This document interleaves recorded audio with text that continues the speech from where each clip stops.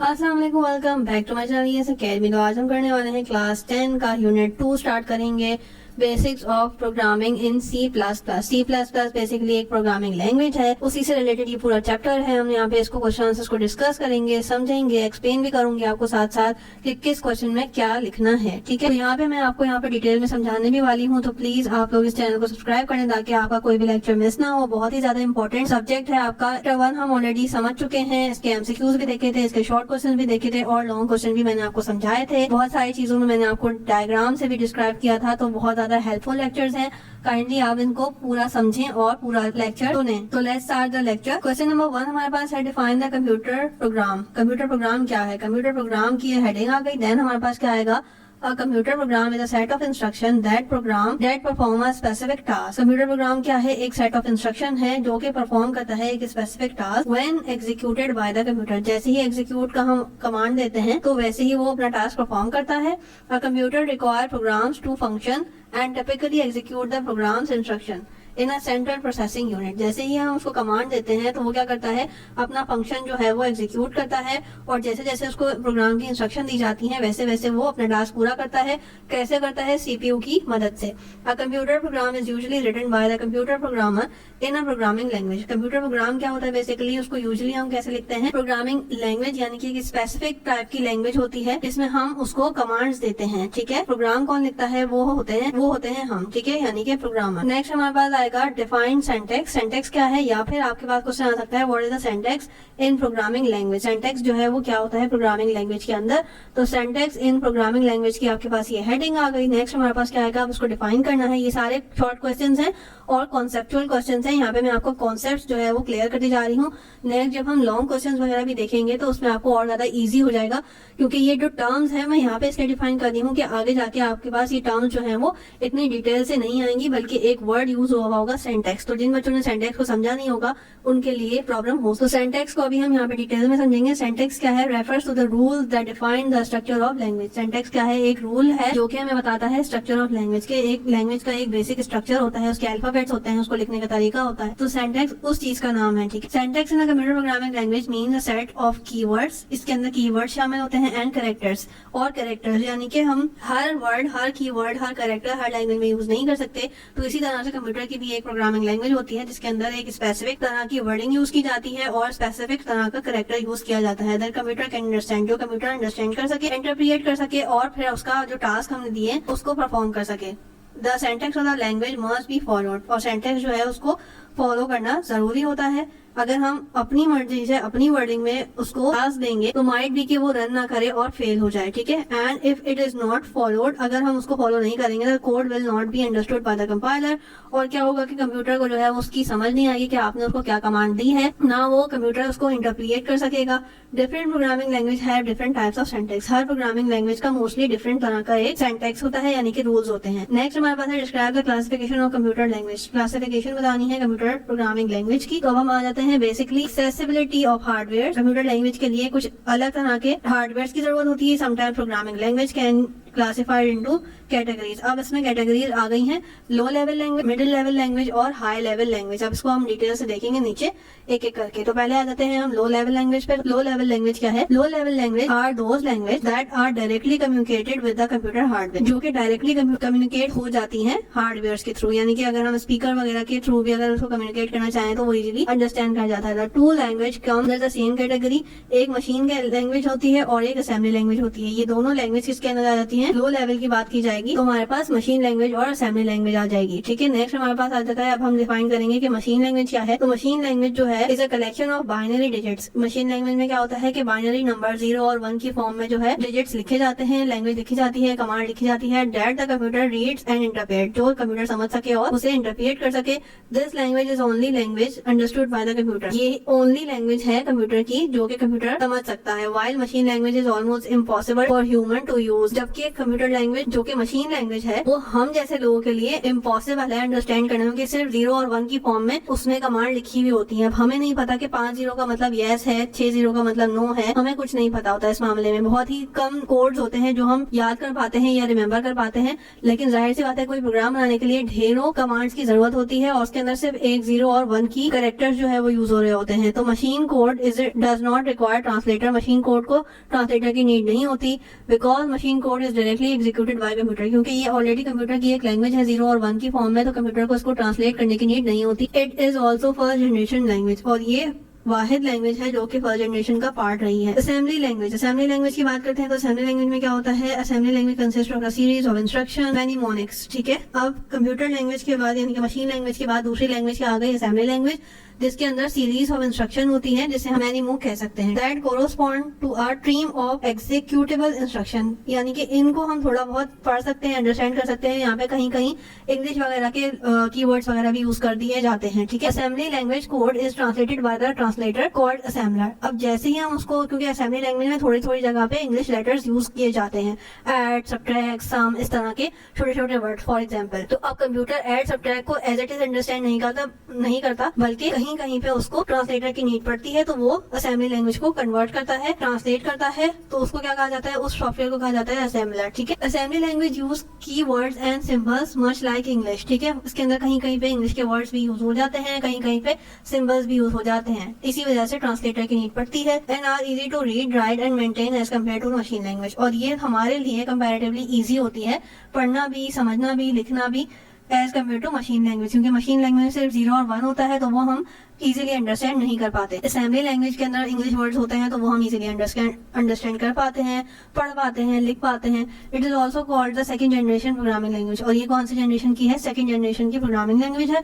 अब यहाँ पे क्या होता है? असेंबली लैंग्वेज में हमने कोड दिया है, यानी कि इसके अंदर थोड़े से इंग्लिश के भी लेटर शामिल हैं और थोड़ी सी कमांड जो है वो मशीन लैंग्वेज में भी होती है। उसके बाद क्या करता है कंप्यूटर? जैसे ही एग्जीक्यूट करते हैं हम उसको, तो असेंबलर जो है वो यानी कि ट्रांसलेट करता है ये वाली सारी चीजों को मशीन लैंग्वेज में, यानी कि 0 और 1 की फॉर्म में, और फिर उसको जो है कमांड को रन करता है, ठीक है। नेक्स्ट हमारे पास है defined middle language. Middle level language क्या है? मिडिल लेवल लैंग्वेज is lies between the low level and high level, ठीक है। मिडिल लैंग्वेज क्या होती है कि लो लेवल और हाई लेवल के बीच की लैंग्वेज होती है, ठीक है। इसमें क्या होता है?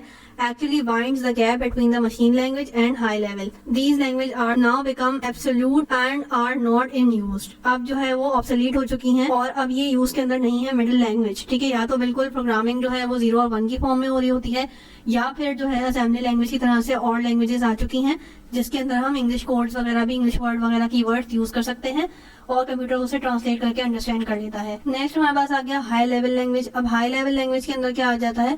High level language are relatively new, ये न्यू है अभी रिलेटिवली, ठीक है, क्योंकि इनको ज्यादा अरसा नहीं हुआ। And drastically revolutionise the programming world, और इसने क्या किया है? एक बहुत बड़ा रेवोल्यूशन, जैसे हाई लेवल लैंग्वेज आया है तो उसके अंदर एक प्रोग्रामिंग वर्ल्ड के अंदर एक रेवोल्यूशन आ गया है। It allow us to write a computer code using instruction resembling everyday spoken language. अब इसमें क्या है? ये कंपैरेटिवली आसान हो गई है। उसकी वजह क्या हुई है कि इसके अंदर हम जो है एवरीडे जो हम इंग्लिश के अंदर नॉर्मल अल्फाज बोल रहे होते हैं, सेंटेंस बोल रहे होते हैं, अब हम अगर कंप्यूटर को वो भी लिख के देते हैं तो कंप्यूटर इजीली अंडरस्टैंड कर लेता है। यूजुअली इंग्लिश फॉर एग्जांपल अगर हम अपनी डेली लाइफ की बात करें तो प्रिंट हम नॉर्मल लैंग्वेज में भी बोलते हैं कि इस चीज को प्रिंट कर लिया, इस चीज को प्रिंट कर दो, ये हम इजीली नॉर्मल लैंग्वेज में बोल रहे होते हैं। तो हम एग्जैक्ट वर्ड जो है प्रिंट का कंप्यूटर लैंग्वेज में भी लिख सकते हैं, प्रोग्राम बना सकते हैं, प्रोग्राम के अंदर लिख सकते हैं, ठीक है, और वो कंप्यूटर अंडरस्टैंड कर लेगा। तो एक तरह का रेवोल्यूशन आया है। पहले सिर्फ प्रिंट कमांड देने के लिए हमें बहुत ज्यादा बाइनरी डिजिट्स की नीड होती थी और जो कि अक्सर लोगों को तो वो लिखना भी नहीं आता था कि कितने जीरोस आएंगे और कितने 1 आएंगे। एक तरह का पैटर्न चाहिए होता है एक वर्ड के लिए, ठीक है, अगर हम 0 और 1 की लैंग्वेज की बात करें तो। लेकिन अब यहाँ पे क्या हो गया? जस्ट हम प्रिंट टाइप करते हैं और कंप्यूटर उसे अंडरस्टैंड कर लेता है, तो अब कंपैरेटिवली इजी हो गया है काम। इफ हम जो है कोई भी अगर डिसीजन लेना है कि अगर 6 आए तो यहाँ पे ये वाला काम करना, ये वाला टास्क करना, और अगर 7 आए तो ये वाला टास्क करना, तो हम अगर के लिए इफ का वर्ड यूज करते हैं तो अब हम इफ का भी कमांड इजीली प्रोग्राम के अंदर यूज कर सकते हैं, व्हाइल का भी इसी तरह से। Program written in high level language needs to translated by the translator, ठीक है, into machine language before execution. वही असेंबली लैंग्वेज की तरह से असेंबली लैंग्वेज थोड़ी थोड़ी इंग्लिश लैंग्वेज होती थी, तो उसमें भी ट्रांसलेटर की नीड होती थी, क्योंकि कंप्यूटर जो है वो 0 और 1 के फॉर्म में कन्वर्ट करता है, देन उसको अंडरस्टैंड करता है। हाई लेवल लैंग्वेज के अंदर क्या आ जाता है कि इजीली हम अपनी नॉर्मल लैंग्वेज के अल्फाज बोल रहे होते हैं, प्रिंट, गो, डू, इस तरह से, तो कंप्यूटर क्या करता है, पहले उसे ट्रांसलेट करता है और उसके बाद अंडरस्टैंड करता है, एग्जीक्यूट करता है। अब आ जाते हैं advantage of high level language. इससे फायदा क्या हुआ है, हाई लेवल लैंग्वेज is much closer to human language. ये हमारी नॉर्मल लैंग्वेज से बहुत ज्यादा करीब है, so it is more suitable to write a code in high level language. तो इसीलिए हमारे लिए जो है वो ज्यादा आसानी हो गई है, सुटेबल है हमारे लिए कि हम हाई लेवल लैंग्वेज यूज करें और अपना प्रोग्राम बनाएं। इट इज मोर और लेस इंडिपेंडेंट। ये जो है वो ज्यादातर डिपेंड नहीं करती किसी भी चीज के ऊपर। अगर हम पहले की लैंग्वेज की बात करें तो वहाँ पे हमें प्रोफेशनल चाहिए होते थे, एक्सपर्ट्स चाहिए होते थे कि वो हमारा प्रोग्राम बनाए, क्योंकि वो 0 और 1 की फॉर्म में होता था। लेकिन अब हाई लेवल लैंग्वेज के अंदर ये किसी पे भी खास तरह से डिपेंड नहीं कर रहा होता है। इस पे आप इजीली प्रोग्राम बना सकते हो, पोर्टेबल भी है, आप इसको जगह जगह जो है वो लेके जा सकते हो अपने लैपटॉप्स के अंदर। अगर आपके पास छोटा सा सॉफ्टवेयर वगैरह है, आप इजीली कहीं पे भी बैठ के प्रोग्राम बना सकते हो। पहले के दौर में कंप्यूटर्स वगैरह इतने ज्यादा बड़े होते थे कि आप इजीली उसको मूव नहीं कर सकते थे, पोर्टेबल नहीं था उस तरह से। It is easy to read and write and maintain. Easy है रीड करना, राइट करना और मेंटेन करना, ठीक है। नेक्स्ट हमारे पास आ जाता है write down difference between low level and high level. बहुत ज्यादा इंपॉर्टेंट क्वेश्चन है, इसको हम देखते हैं कि लो लेवल और हाई लेवल में क्या डिफरेंस है। मिडिल लैंग्वेज जो है वो ज्यादातर यूज नहीं होती, तो इसलिए बहुत कम डिफरेंस आता है उसका। लो लेवल और हाई लेवल जो है वो ज्यादा डिस्कस होते हैं। तो पहले लो लेवल की बात करते हैं। इन low level language machine codes किसमें होते हैं, 0 और 1 के फॉर्म में होते हैं, जबकि हाई लेवल के अंदर क्या होता है कि इंग्लिश लैंग्वेज के वर्ड यूज हो रहे होते हैं। लो लेवल में क्या होता है, execution of program is quite fast, क्योंकि हम ऑलरेडी प्रोग्राम 0 और 1 के फॉर्म में लिख रहे होते हैं, तो वहाँ पे कंप्यूटर जो है वो उसको ट्रांसलेट करने की नीड नहीं होती, ट्रांसलेट करने का टाइम नहीं लगता और वो जल्दी अपना टास्क परफॉर्म कर रहा होता है, एग्जीक्यूट हो जाता है। जबकि यहाँ पे हाई लेवल में क्या होता है, थोड़ा सा टाइम लगता है, क्योंकि हम इंग्लिश लैंग्वेज के वर्ड लिख रहे होते हैं, तो कंप्यूटर जहाँ जहाँ इंग्लिश लैंग्वेज के वर्ड यूज हुए होते हैं उसको पहले 0 और 1 की फॉर्म में ट्रांसलेट करता है, देन अंडरस्टैंड करता है, देन एग्जीक्यूट करता है, तो ऑब्वियसली टाइम थोड़ा सा ज्यादा लगता है। Instruction are directly understood by the computer. वही वाली बात की कंप्यूटर के अंदर, कंप्यूटर लैंग्वेज के अंदर कमांड लिखी हुई है तो वो डायरेक्टली अंडरस्टैंड कर लेता है, जबकि यहाँ पे क्या होता है कि डायरेक्टली अंडरस्टैंड नहीं करता, क्योंकि यहाँ पे ट्रांसलेटर की नीड होती है। No need to translate a program. यहाँ पे ट्रांसलेट जो है नहीं करने की जरूरत होती किसी भी तरह से। अगर हमने प्रोग्राम असेंबली लैंग्वेज में लिखा है तो हमें कहीं कहीं नीड पड़ जाती है, अदरवाइज अगर हमने मशीन लैंग्वेज में लिखा है तो यहाँ पे उसकी जरूरत नहीं पड़ती। जबकि हाई लेवल में क्या होता है, ट्रांसलेट करना जरूरी हो जाता है, क्योंकि यहाँ पे ऑलमोस्ट प्रोग्राम हमारा इंग्लिश इंस्ट्रक्शन में लिखा हुआ होता है। The program written in low level language are machine independent and are difficult to modify. Obviously यहाँ पे जो है मशीन कोड जो है मशीन डिपेंडेंट होते हैं, उसको मॉडिफाई करना भी मुश्किल होता है। जाहिर सी बात है 0 और 1 के पैटर्न में आप बहुत मुश्किल से ही चेंजेस कर पाते हो।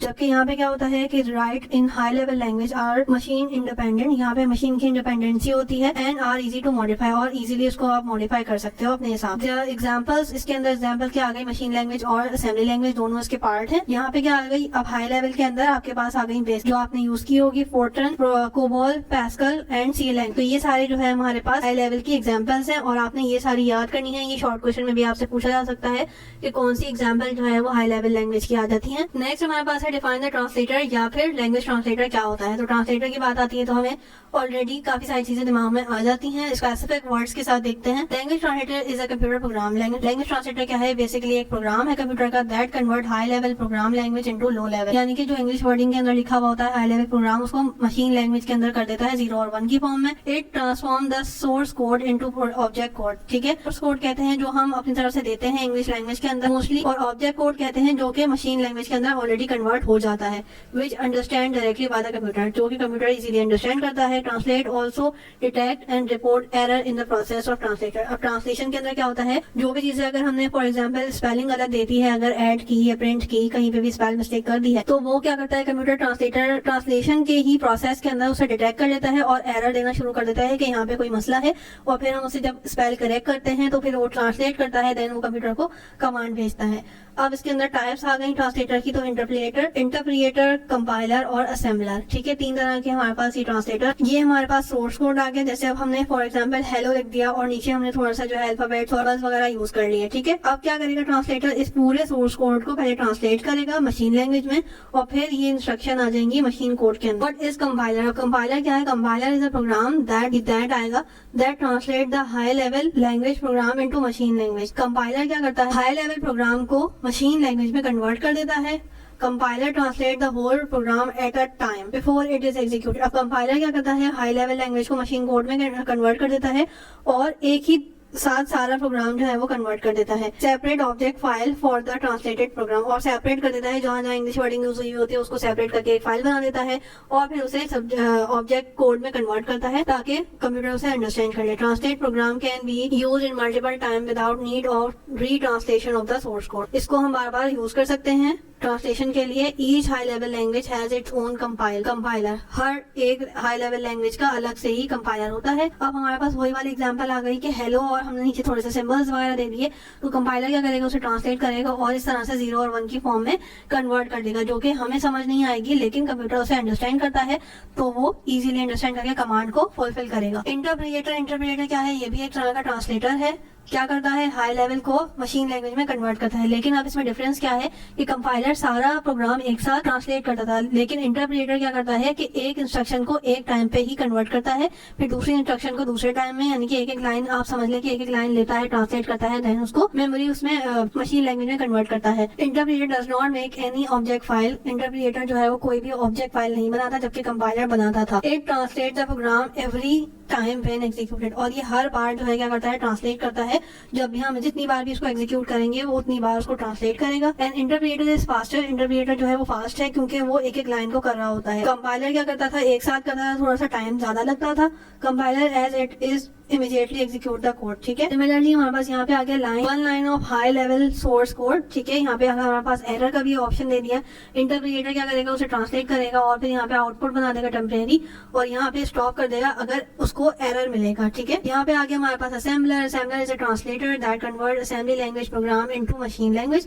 असेंबलर भी क्या करता है, असेंबली लैंग्वेज को मशीन लैंग्वेज में कन्वर्ट करता है। इंटरप्रिएटर और कंपाइलर क्या करते थे, हाई लेवल लैंग्वेज को मशीन में डालते थे, लेकिन असेंबलर क्या करता है, असेंबली लैंग्वेज को मशीन कोड में डालता है, ठीक है।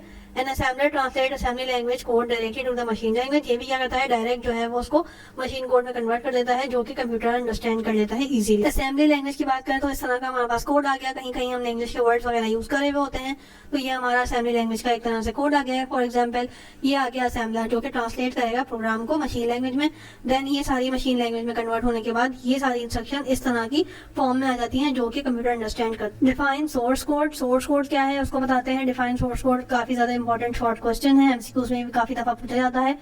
A program written by a programmer in any language, कोई भी लैंग्वेज के अंदर अगर हम प्रोग्राम बना रहे हैं, एंड मशीन लैंग्वेज, अगर हम मशीन लैंग्वेज के अलावा किसी भी और लैंग्वेज में प्रोग्राम बनाते हैं उसको हम कहते हैं सोर्स कोड या सोर्स प्रोग्राम, ठीक है। क्योंकि उस प्रोग्राम के अंदर कहीं कहीं इंग्लिश वर्डिंग वगैरह यूज हुई हुई होती है जिसको ट्रांसलेट करने की नीड होती है, तो ऐसे प्रोग्राम को हम कहते हैं सोर्स कोड या सोर्स प्रोग्राम। अब ऑब्जेक्ट प्रोग्राम क्या है, object program is a code that convert into machine language. जो भी कमांड हम सोर्स कोड के अंदर देते हैं, यानी कि इंग्लिश लैंग्वेज की वर्ड्स यूज हुए होते हैं उसके अंदर, तो वो क्या करता है, ऑब्जेक्ट कोड उसको कन्वर्ट करता है मशीन लैंग्वेज में जो कि कंप्यूटर अंडरस्टैंड करता है। यहाँ पे ट्रांसलेटर की नीड होती है, ठीक है। तो इस चीज को हम क्या कहते हैं, जो कि मशीन लैंग्वेज में लिखा हुआ होता है कोड, उसको हम कहते हैं ऑब्जेक्ट प्रोग्राम या आ जाते हैं डिफरेंस पे। बहुत ज्यादा इंपॉर्टेंट क्वेश्चन है डिफरेंस का कि कंपाइलर और इंटरप्रिएटर में क्या डिफरेंस है। डिफरेंस आप जब भी कर सकते हैं जब आपको इसका कॉन्सेप्ट पता हो कि कौन सी चीज क्या परफॉर्म करती है। अब कंपाइलर की बात करें तो क्या करता है, ये ऊपर से डिफरेंट हुए हुए हैं, ये इंटरप्रिएटर का है और ये कंपाइलर का है, ठीक है। एज आपको यहाँ पे नजर आ रहा होगा कि ये इंटरप्रिएटर की की जा रही है और यहाँ पे कंपाइलर की,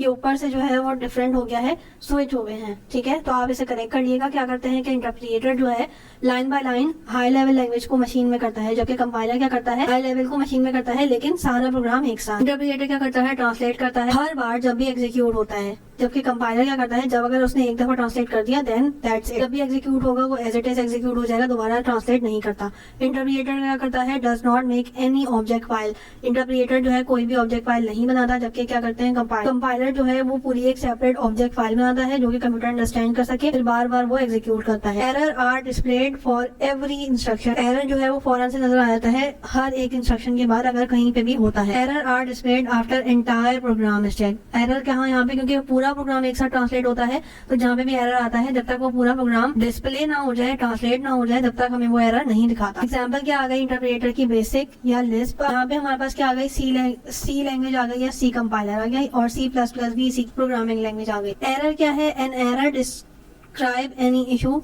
कोई भी इशू, कोई भी प्रॉब्लम अगर आता है तो हम कंप्यूटर के लैंग्वेज में उसे क्या कहते हैं, एरर, खासतौर पे प्रोग्रामिंग लैंग्वेज में, that arise unexpectedly that cause a program to not function properly. कहीं पे भी प्रॉब्लम आएगी, कहीं पे भी इशू आएगा, कहीं पे भी एरर आएगा प्रोग्रामिंग लैंग्वेज में, तो आगे फंक्शन नहीं हो पाता properly. In general there are 3 types of error, 3 तरह के एरर होते हैं जनरली। कौन कौन से होते हैं? सिंटैक्स एरर आ जाता है, या लॉजिकल एरर यानी कि कहीं पे लॉजिक का मसला आ जाता है, एंड कहीं पे रन टाइम एरर आ जाता है। इनको अलग से देखते हैं। छोटी छोटी चीजें इसलिए समझा रही हूँ कि यहाँ पे डेफिनेशन से कॉन्सेप्ट क्लियर करना लाजमी है। अगर आपका कॉन्सेप्ट क्लियर नहीं होगा तो आपको लॉन्ग क्वेश्चंस वगैरह भी अंडरस्टैंड करने में प्रॉब्लम होगी, एमसीक्यूज में भी आपको कुछ समझ नहीं आएगा।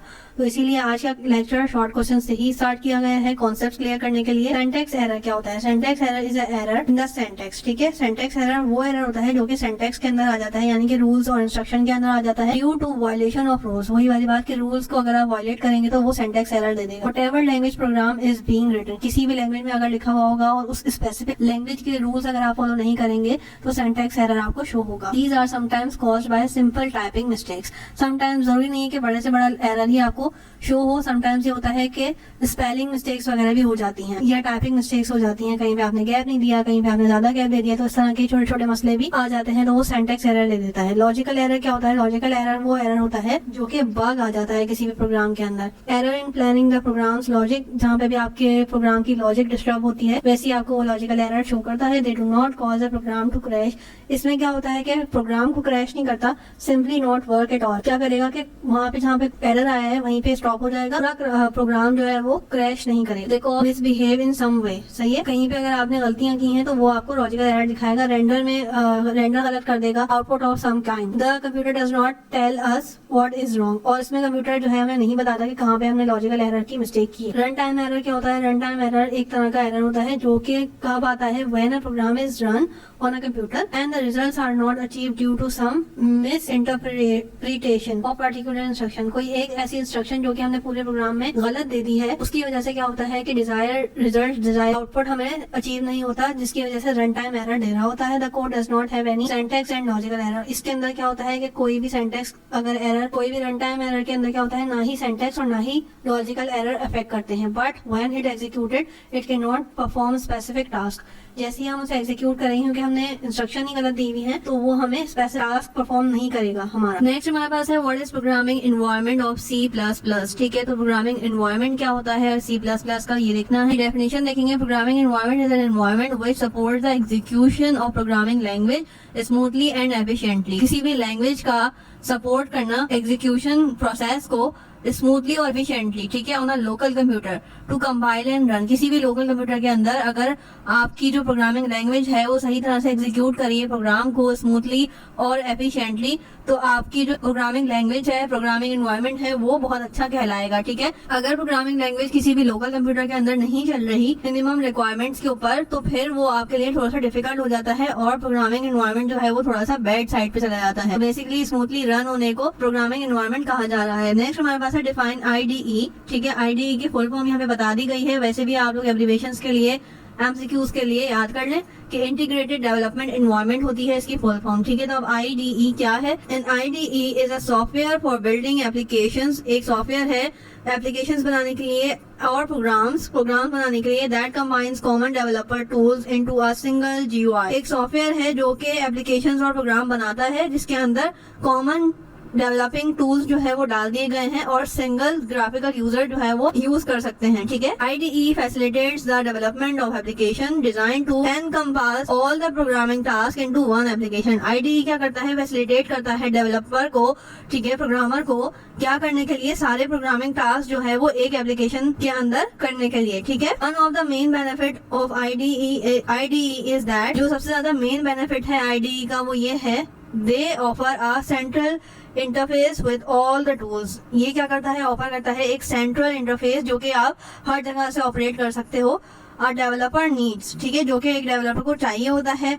अब यहाँ पे हमारे पास एक प्रोग्रामिंग लैंग्वेज का जिक्र किया गया है, is use for writing programs in C। ठीक है, ये डेवलपिंग टूल है जो कि C लैंग्वेज के अंदर, C++ लैंग्वेज के अंदर जो है वो यूज हो रहा होता है। किस चीज के लिए? प्रोग्रामिंग, राइटिंग अ प्रोग्राम के लिए। ठीक है, they are many multiple language IDEs, ठीक है। IDE के और भी ज्यादा जो है डिफरेंट लैंग्वेजेस हैं। राइट डाउन द बेनिफिट्स या एडवांटेजेस ऑफ IDE। अब एडवांटेजेस देखने हैं इसके। IDE combine all the tools that need for development. IDE क्या करता है, सारे टूल्स जो डेवलपमेंट के लिए जरूरी होते हैं उसको कंबाइन कर देता है। Programmer does not need to switch between different tools to design a layout. Programmer को एक तरह से आसानी हो जाती है क्योंकि सारे प्रोग्रामिंग टूल जो है वो कंबाइन हुए हुए होते हैं, तो प्रोग्रामर को हर चीज के लिए डिफरेंट टूल डिजाइन करने की नीड नहीं होती। For example right the code लिखने के लिए, डीबग करने के लिए, बिल्ड करने के लिए, ये सारी चीजें जो है वो IDE प्रोवाइड करता है। Many IDE incorporate basic spelling checker. इसके अंदर स्पेलिंग चेकर्स होते हैं। Automatically check for error to improve code. Automatically क्या करता है, चेक कर लेता है स्पेलिंग्स को और इंडिकेट कर देता है। Libraries provide functions for IDEs। Libraries के अंदर क्या होता है, फंक्शन होते हैं IDE के that are not include in the core part of programming language, जो कि इंक्लूड नहीं होते प्रोग्रामिंग लैंग्वेज के अंदर। नेक्स्ट हमारे पास है 25 what are the components of IDE। अब IDE के कंपोनेंट्स पढ़ने हैं। IDE combining common tools that are necessary for programmer, ठीक है। कोई किसी भी प्रोग्रामर के लिए IDE प्रोवाइड करता है बेसिक टूल्स जो कि प्रोग्रामर को नीड होते हैं। Editing source code. Writing and editing source code is a major part of programming language, ठीक है। IDE प्रोवाइड करता है एक प्रोग्रामर को लिखने के लिए कोड और उसको एडिट भी कर सकता है प्रोग्रामर उसी के अंदर। A text editor is used for writing and editing code. एक टेक्स्ट एडिटर जो है वो यूज हो रहा होता है लिखने के लिए और एडिट करने के लिए कोड को। With feature providing language specification, जिसके अंदर क्या फीचर है कि लैंग्वेज की जो स्पेसिफिकेशन है, कंप्लीशन, ठीक है, वो जो है एक प्रोवाइड करता है एक फीचर।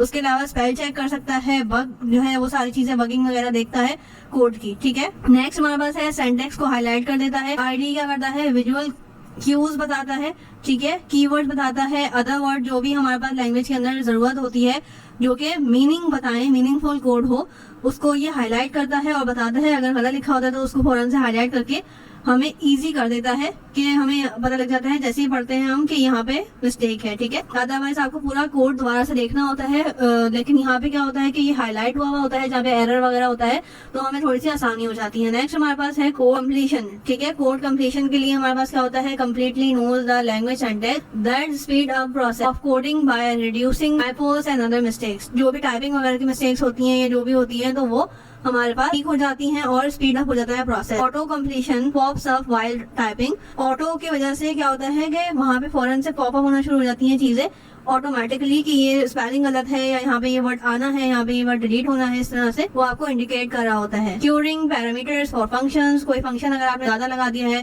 वो उसको इंडिकेट करेगा, गलत लगा दिया है तो भी इंडिकेशन हो जाती है। Queries hint related to the sentence. अब कंपाइलर की भी हमारे पास फैसिलिटी है। कंपाइलर में क्या होता है कि ट्रांसलेट कर देता है सोर्स कोड को मशीन कोड में। ये हमने कंपाइलर की डेफिनेशन में अच्छे से समझा था। IDE provide automated build process. IDE के अंदर क्या होता है, ऑटोमेटेड बिल्ड प्रोसेस होता है। This feature can help automate developer task that are more common to save time. जो भी कॉमन टास्क वगैरह होते हैं वो ऑटोमेटिकली उसके अंदर सेव होते हैं और वो क्या करता है, फौरन से उसको जो है ऑटोमेट करने के बाद प्रोसेस कर देता है ताकि डेवलपर के जो टास्क हैं वो इजीली हो जाए और टाइम बच जाए।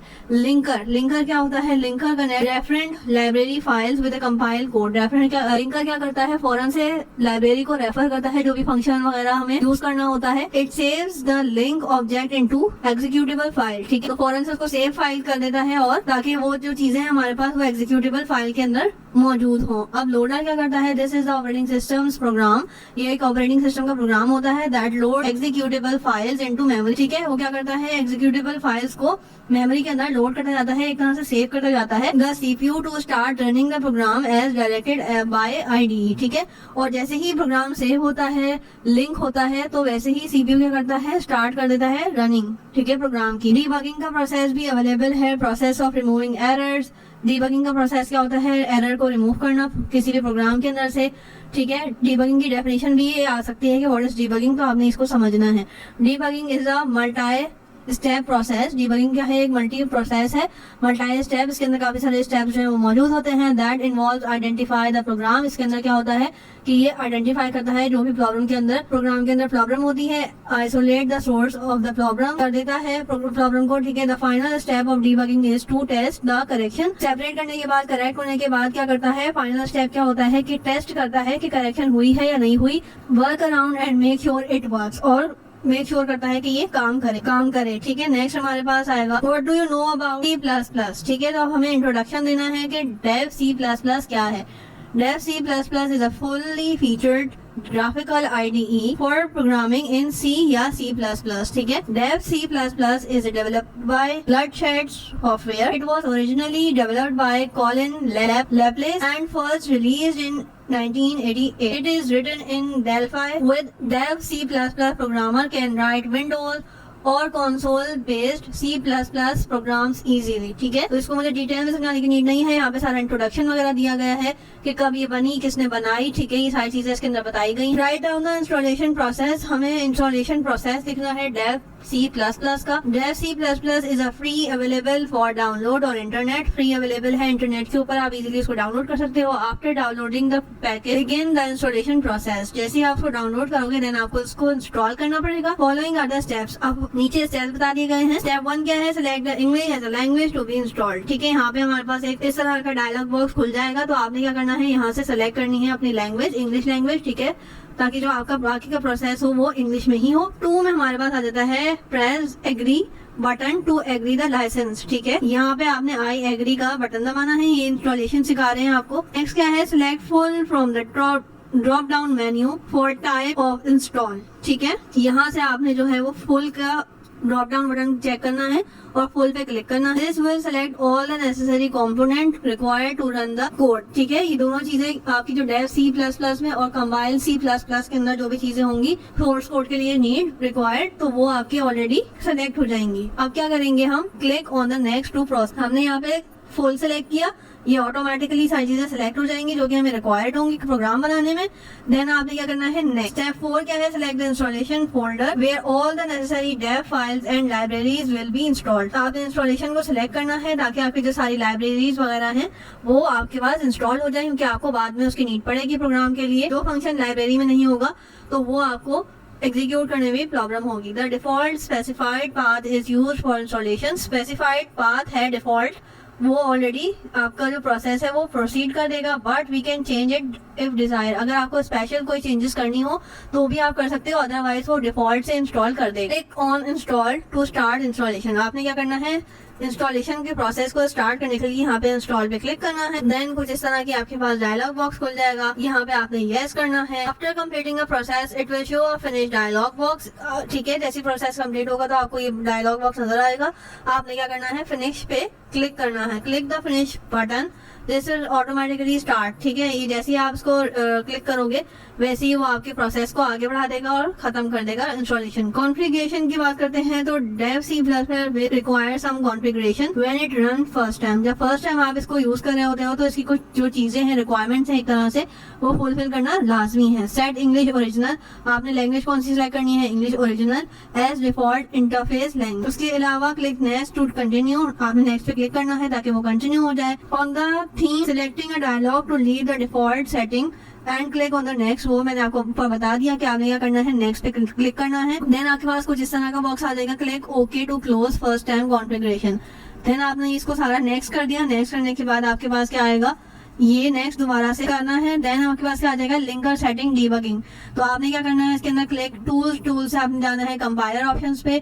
उसके बाद ओपन होगा आपके पास सेटिंग टैब. तो सेटिंग टैब के अंदर से आपने कंपाइलर ऑप्शन का डायलॉग बॉक्स को क्लिक करना है. Then setting a tab, open linker tab. Setting a tab पे आप क्लिक करोगे. सेटिंग टैब के नीचे क्या होगा? लिंकर टैब होगा. Linker tab change the generate debugging information. और आपने क्या करना है? यस पे क्लिक करना है. देन ओके करना है और सेव करना. ये इस तरह से आपके पास कुछ प्रोसेस आ जाएगा जो कि मैंने स्टेप्स ऊपर समझाए हैं. वो इसी की आपके पास सेटिंग आ गई. ठीक है. सेटिंग के बाद आपने क्या करना है? आपने क्या करना है? ओके करना है और आपका प्रोसेस पूरा हो जाएगा. नेक्स्ट आपके पास है write down the procedure to develop C. आपने एक प्रोग्राम बनाना है डेव C का यूज करते हुए. Dev C required writing a source code and saving those files for compilation. Steps to create a new project. आप न्यू प्रोजेक्ट किस तरह से बनाओगे वो भी स्टेप्स बता रहे हैं. पहले आपने क्या करना है? क्लिक करना है फाइल के ऊपर. वहां से आपने क्लिक करना है न्यू पे, फिर प्रोजेक्ट आ जाएगा आपके पास. अब न्यू प्रोजेक्ट का डायलॉग बॉक्स पे आपने क्या करना है? सिलेक्ट करना है एम्प्टी प्रोजेक्ट को. देन आपने क्या करना है? फ्रॉम लैंग्वेज ऑप्शन भी आपके पास आ रहा होगा तो उसमें क्या करना है? C++ का प्रोजेक्ट आपने उसकी लैंग्वेज को सिलेक्ट करना है. Also enter the name of the project. जो भी प्रोग्राम आप बनाना चाहते हो, नाम देना चाहते हो, आप यहाँ पे फाइल नेम दे दोगे. क्लिक करना है ओके पे. देन आपके पास क्या होगा कि पूछेगा पाथ टू सेव. आपने कहाँ पे प्रोग्राम को सेव करना है. पाथ कहते हैं कहाँ पे आपने बेसिकली सेव करना हो. बेसिकली आपने जहाँ सेव करना होता है वहां का पूछ रहा होता है। एंटर पाथ एंड सेव, आपने जहाँ पे भी सेव करना हो उसका पाथ ढूंढ लें एंड सेव प्रोजेक्ट कर लें। ठीक है, ये इस तरह से सारी चीजें आपके पास ऑलरेडी आ रही होंगी, मैंने स्टेप्स में बता दी हैं। Add new file to project in Dev C++, तो आपने क्या करना है, क्लिक करना है प्रोजेक्ट के ऊपर, न्यू फाइल पे क्लिक करना है। Alternatively we can also write, उसके अलावा ये प्रोसेस को अगर आप स्किप करना चाहें तो आप ये प्रोसेस भी कर सकते हो। आपने क्लिक करना है प्रोजेक्ट फाइल नेम के ऊपर इन द प्रोजेक्ट एक्सप्लोरर के अंदर, और वो आपको न्यू फाइल के ऊपर क्लिक करने का ऑप्शन दे देगा। Click on yes confirm the, आपने जो डायलॉग बॉक्स है उसके ऊपर आपने यस करना है। To add file, to save newly added file, click on a file, file पे आप जाओगे देन सेव, जो भी नॉर्मल एक प्रोसेस होता है। अगर आपने MS वगैरह की फाइल्स को सेव किया होगा तो आपको पता है ये फाइल एंड सेव की मैं कौन सी बात कर रही हूँ। Enter the path and provide it name and click on the save. ठीक है, ये सारे स्टेप आप इसमें देखते जाओगे, करते जाओगे तो आपको और अच्छे से समझ आ जाएगा। कंपाइल एंड एग्जीक्यूट के लिए आपके पास क्या स्टेप्स हैं। कंपाइल एंड एग्जीक्यूट के लिए आपने क्या करना है, एग्जीक्यूट पे जाना है, देन आप कंपाइल पे क्लिक करोगे, या फिर आप क्या कर सकते हो, F9 की भी प्रेस कर सकते हो। कंपाइलर लॉक खुल जाएगा, जो उसको टैब हमारे पास आएगा एंड शो कंपाइलेशन स्टेटस। ठीक है, वो आपकी कंपाइलेशन के प्रोसेस को दिखा रहा होगा कि कहाँ तक आपकी कंपाइलेशन हो चुकी है। Compiler tab will show if there are any syntax error, और वही टैब क्या दिखा रहा होगा कि अगर कोई सिंटैक्स एरर होगा तो वो भी वहाँ पे शो हो रहा होगा। After successfully compiling the project run it, आपने रन करना है। रन कैसे करना है, क्लिक ऑन द एग्जीक्यूट, और वो फिर आपका प्रोसेस रन कर देगा, या फिर आप F10 की भी प्रेस कर सकते हो। नेक्स्ट हमारे पास है what do you know about the C programming language. C programming language क्या है। C++ is a powerful general purpose programming language, एक जनरल पर्पस प्रोग्रामिंग लैंग्वेज है। इट इज क्रिएटेड बाय ले Bjarne Stroustrup in 1979 at Bell laboratories. It is used to develop operating system, browsers, games and other applications. C++ mainly support programming like object-oriented. C++ is a flexible language aims to make writing program easy and more pleasant for individual programming. Define reserved word in C++. ये reserved words जो हैं वो हमने उसको list भी करना है। पहले हमने reserved words की definition बतानी है। reserved words क्या हैं? reserved words are the keywords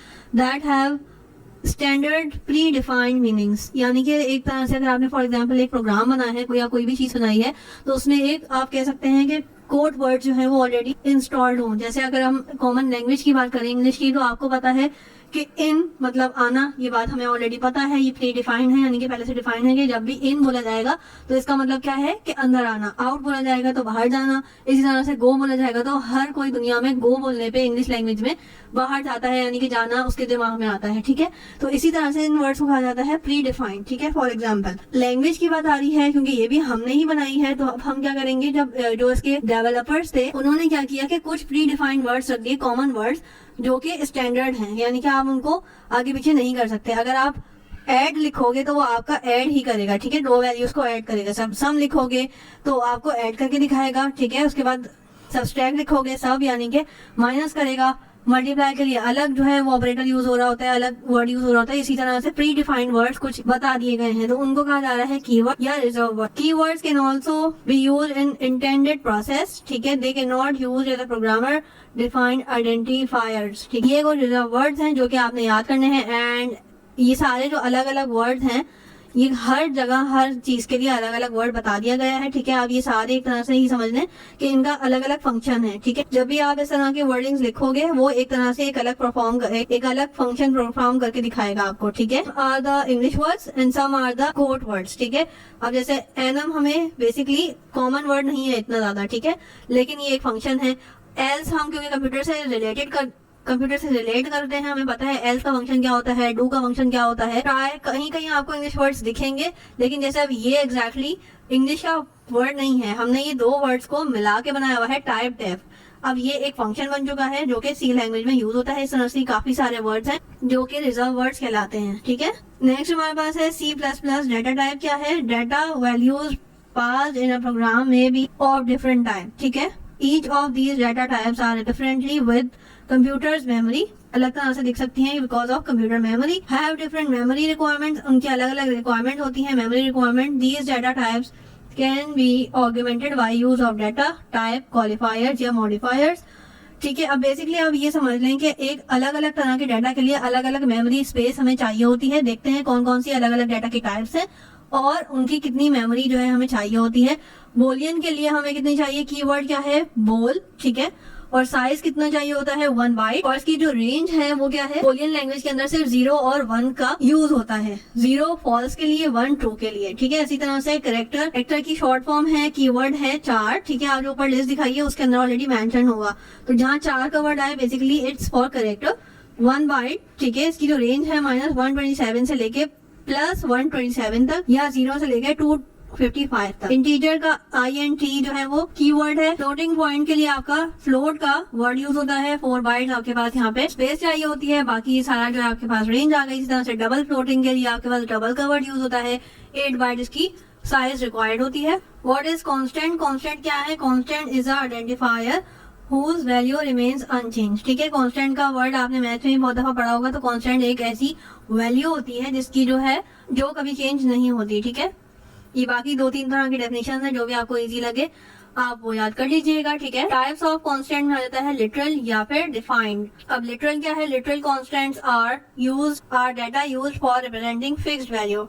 literal constant वो कांस्टेंट होते हैं जिनकी फिक्स वैल्यू होती है, जो फिक्स वैल्यू को रिप्रेजेंट कर रहे होते हैं। They can used directly in the codes, इसको आप इजीली डायरेक्टली कोड्स के अंदर यूज कर सकते हो। डिफाइंड या सिंबॉलिक कांस्टेंट्स वो क्या होते हैं, we can create symbolic constant whose value remains unchanged but used as a variable. Symbolic constant can be created by defined preprocessor directive या constant। आप कोई भी वैल्यू जो है अपने हिसाब से असाइन कर सकते हो, ठीक है, और उसको फिर एक पूरे प्रोग्राम के लिए कांस्टेंट कर सकते हो, ठीक है। फॉर एग्जांपल कॉन्स्ट आपने यूज किया, एक जो है इसकी जो शॉर्ट वर्ड है, ठीक है, उसके बाद आपने ये पूरा आपने कोड लिख दिया, तो ये एक कीवर्ड बन जाएगा, ठीक है। जैसे कि फॉर एग्जांपल डिफाइन आपने यूज किया, ये एक सिंबॉलिक कांस्टेंट है या डिफाइंड कांस्टेंट है जिसको आपने ऑलरेडी डिफाइन किया होगा, देन आप इसको यूज। आगे हमारे पास आ जाता है define variable and rules for naming variables. Variables क्या होते हैं और नेमिंग वेरिएबल्स के लिए रूल्स क्या हैं। Variable is nothing but a name given to a storage area that our programs can manipulate. Its value can be change during the program. इसकी जो वैल्यूज कांस्टेंट जो है वो फिक्स वैल्यूज होते हैं, और वेरिएबल्स क्या होते हैं, इनकी वैल्यूज हम प्रोग्राम के दौरान चेंज कर सकते हैं। Each variable C++ has specified data type. Her variable की एक स्पेसिफाइड डाटा टाइप होती है विच determine the size and layout of the variables memory, जो कि बता रही होती है साइज और लेआउट मेमोरी का। रूल्स क्या है हमारे पास, रूल्स हैं वेरिएबल नेम कांस्टेंट, अल्फाबेट्स आ सकते हैं उसके अंदर, नंबर्स आ सकते हैं। उसके अलावा variable name must start with letter या फिर अंडरस्कोर आपका होना जरूरी है, ठीक है। देन आपके पास क्या आ जाता है, variable name are case sensitive. आप इस तरह से जो sum and some are different variables, ठीक है। अगर आप इस तरह से लिखोगे इनका डिफरेंट मीनिंग होगा, इस तरह से लिखोगे इनका डिफरेंट मीनिंग होगा, तो एक तरह से लिखने का भी तरीका होना चाहिए वेरिएबल्स का, ठीक है। वेरिएबल नेम्स के नॉट कंटेन वाइड स्पेस, मतलब एक तरह से ब्लैंक स्पेस कह सकते हैं। स्पेशल कैरेक्टर्स वेरिएबल्स के अंदर नहीं हो सकता। साइन है, हैशटैग आ गया या परसेंटेज का साइन है, तो ये वेरिएबल्स के अंदर नहीं होते। रिजर्व्ड वर्ड हमारे पास हमने ऊपर देखे थे, like C++ keyword such as int के not be use as a names, ठीक है। जो ऑलरेडी रिजर्व वर्ड्स हैं आप उनको कहीं और इस्तेमाल नहीं कर सकते। और द वेरिएबल नेम के not B longer than, variable का जो नाम है वो लंबा नहीं हो सकता, 32 कैरेक्टर से ज्यादा लंबा आप नहीं कर सकते हो अगर आपकी सेटिंग डिफॉल्ट पे है, ठीक है। आप उसको कस्टमाइज करके फिर आगे पीछे कर सकते हैं। डिफाइन, डिक्लेयरिंग, क्रिएटिंग या इनिशियलाइजिंग वेरिएबल, ठीक है। कोई भी वेरिएबल वगैरह बनाने के लिए क्या करना होता है, प्रोसेस क्या होता है। Variable declaration is a process in which we create storage space. हम सबसे पहले स्टोरेज की स्पेस बनाते हैं फॉर द वेरिएबल की मेमोरी के लिए, ठीक है। पहले हम वेरिएबल बनाएंगे ताकि वो सेव हो और उसके बाद हम उसको इस्तेमाल कर सकते हैं। अगर हमारे पास मेमोरी ही नहीं होगी उसको सेव करने की, तो हम किसी भी प्रोग्राम के अंदर उसको यूज नहीं कर सकते। Variable declaration consist of a data type, ठीक है। एक तरह की डिफाइंड डाटा टाइप होती है, नेम ऑफ द वेरिएबल होता है उसका, ठीक है। For example data underscore type, variable underscore name, तो हमने ये दोनों नाम दे दिए, इंट और सम। इनिशियलाइज क्या करते हैं, असाइन इनिशियल वैल्यू, कोई भी वैल्यू देनी पड़ती है to a variable known as variable initialising. इस प्रोसेस को क्या कहा जाता है, initialising. It can be initialise during declaring या separately. The equal sign is used to assign the value. Equal sign जो है वो असाइन होते हैं वैल्यू देने के। हमारे पास है last, define the string in C++। String in C++ are variables that can be stored alpha numeric. String data कौन सा होता है, बेसिकली जिसके अंदर अल्फाबेट्स भी हो और न्यूमेरिक वैल्यूज भी हो। कंसिस्ट ऑफ मल्टीपल कैरेक्टर्स, ठीक है, इसके अंदर डिफरेंट तरह के कैरेक्टर्स होते हैं, are called strings. Strings are used by one professional array of character which is determined by null character, या इस तरह से कहीं पे भी जैसे आप ये देख सकते हैं कि 0 एक नंबर है और बैकस्लैश एक सिंबल यूज हुआ है। सो इस तरह से हमारे चैप्टर 2 के शॉर्ट क्वेश्चंस कंप्लीट हो गए। सारे मैंने कॉन्सेप्ट आपके साथ क्लियर कर दिए, जो भी आपके लिए इंपॉर्टेंट थे सबको ही समझाया है, कॉन्सेप्ट दिए हैं, क्योंकि लॉन्ग इसके अंदर से डिफिकल्ट होंगे as compare to chapter number 1। तो इसीलिए मैंने हर छोटी छोटी चीज की भी आपके लिए एक डेफिनेशन बताई है, जहाँ पॉसिबल हुआ वहाँ पे पिक्चर्स बताई हैं, सारी चीजें आपको डिफाइन करके बताई हैं, ठीक है। जैसे इस तरह से आपको एग्जांपल्स भी दी हैं ताकि आपको और ज्यादा अच्छे से समझ आए, कंपेयर भी करके दिखाया है। अब हम लॉन्ग क्वेश्चंस भी देखेंगे, यहाँ पे मैंने आपको डिफरेंसेस वगैरह भी बता दी हैं और जो कि आपको एग्जाम में बहुत ज्यादा काम आने वाले हैं। तो please like my video, share my videos and subscribe my channel. Thank you.